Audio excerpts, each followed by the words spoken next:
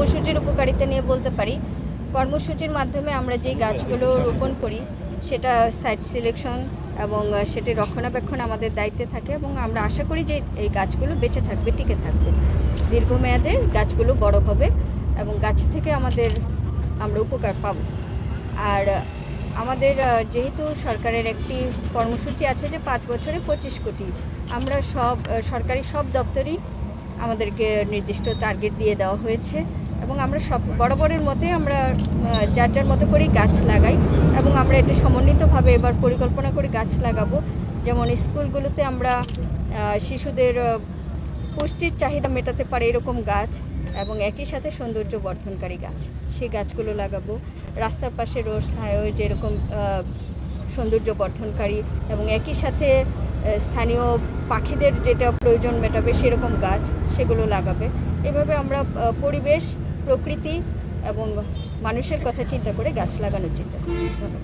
বললো যে গাছের আসলে মানে এত উপকারিতা, আপনারা জানেন যে আমরা হাদিসে পড়েছি যে আমরা যখন দান করি, দান কোনো না কোনোভাবে আমাদের কাছে ফেরত আসে। তো গাছ লাগানো এটাও কিন্তু এক ধরনের সাদাকা। আজকে যে বীজ বপন করা হচ্ছে এটা কিন্তু একসময় পরবর্তী প্রজন্মের জন্য, বিশেষ করে এই পৃথিবীর জন্য, এই প্ল্যানেটের জন্য গাছের উপকারিতা অপরিসীম।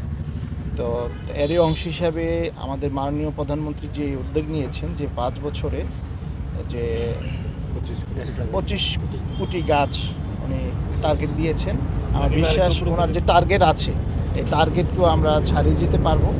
তো আমরা আজকে যা স্থানীয় সরকার বিভাগ থেকে, সড়ক বিভাগ থেকে যে উদ্যোগ নেওয়া হয়েছে তাদেরকে আমরা ধন্যবাদ দিতে চাই, কৃতজ্ঞতা জানাতে চাই এবং আমরা আসলেই বিশেষ করে জেলা প্রশাসক এবং আমি পুলিশ সুপার হিসেবে আমরা অনার ফিল করেছি যে ওনারা আমরা এত সুন্দর একটা মহতী উদ্যোগে ওনারা আমাদেরকে রেখেছেন এবং গাছ বরাবরই গাছ লাগানো এটা আমার একটা পছন্দের কাজ। আর আপনি যেটা বলেছেন যে আমাদেরও যত মানে আপনার পতিত জমি আছে আমরা কিছু না কিছু করি, এখানে ফাঁকা থাকে না, এটা ফলজ বনজ ইভেন শাকসবজি হইলে আমরা করি।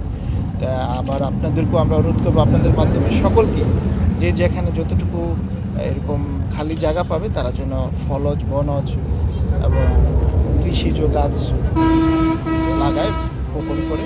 এতে করে কিন্তু আমাদের এই প্ল্যানেটের, পৃথিবীর এবং মানুষের জন্য ভালো হবে। Thank you. বৃক্ষরোপণ সরকারের যে অঙ্গীকারনামা তার ফলশ্রুতিতে সড়ক বিভাগ কর্তৃক মানিকগঞ্জে বৃক্ষরোপণ কর্মসূচি উদ্বোধন করা হয়েছে। আমি ধন্যবাদ জানাতে চাই আমাদের সম্মানিত জেলা প্রশাসক পুলিশ সুপার মহোদয় এখানে উপস্থিত হয়েছেন, একই সাথে সাংবাদিক বন্ধুরা। আমরা এটা শুরু করলাম আজকে এই জায়গা থেকে আমাদের বৃক্ষরোপণ কর্মসূচির উদ্বোধন হলো। আমরা পর্যায়ক্রমে আমাদের যে জাতীয় মহাসড়ক রয়েছে, আঞ্চলিক মহাসড়ক বা জেলা মহাসড়ক, প্রত্যেকটি মহাসড়কের পাশে যে সমস্ত জায়গায় আমরা সুযোগ পাবো, ফাঁকা জায়গা পাবো, আমরা বৃক্ষরোপণ কর্মসূচি চালিয়ে যাব। একই সাথে আমাদের বিভিন্ন সড়ক বিভাজক রয়েছে, সড়ক বিভাজকের মাঝখানে যদি আমরা ফাঁকা জায়গা পাই, সরকারের যে নীতিমালা রয়েছে সেই নীতিমালার আলোকে বিভিন্ন ধরনের বৃক্ষ আমরা রোপণ করব এবং সরকারের এই কর্মসূচির সাথে একাত্মতা ঘোষণা করে সড়ক ও জনপথ অধিদপ্তরের যে লক্ষ্যমাত্রা রয়েছে সেই লক্ষ্যমাত্রা অনুযায়ী সড়ক বিভাগ মানিকগঞ্জেরও টার্গেট রয়েছে, সেই টার্গেট অনুসারে আমরা গাছ লাগাবো এবং শুধু লাগানো নয়, সেই যে গাছগুলোকে লাগানো হয়েছে সেই গাছগুলো যাতে পরিচর্যা করা হয়, বেঁচে থাকে, সেজন্য আমরা পর্যাপ্ত পদক্ষেপ গ্রহণ করব ইনশাআল্লাহ।